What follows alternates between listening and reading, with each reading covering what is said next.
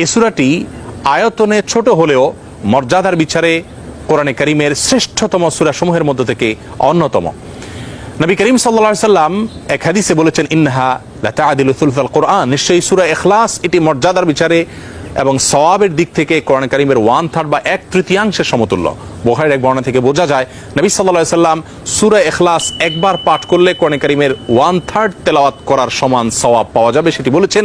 এর উপর ভিত্তি করে অনেক উলামা ইকরাম বলেছেন, 3 বার যদি কেউ কুল হুয়াল্লাহ সূরা বা সূরা ইখলাস পাঠ করে তাহলে আল্লাহ রাব্বুল আলামিন তাকে গোটা কোরআন একবার পড়ে শেষ করার সমান সওয়াব দান করবেন। অন্য আরেকটি হাদিসে বর্ণিত হয়েছে, এক ব্যক্তি সূরা ইখলাস পাঠ করেছেন, নবী সাল্লাল্লাহু আলাইহি ওয়াসাল্লাম সে শুনতে পেয়ে তিনি বলেছেন ওয়াজাবাত, অর্থাৎ তার জন্য ওয়াজিব হয়ে গেছে।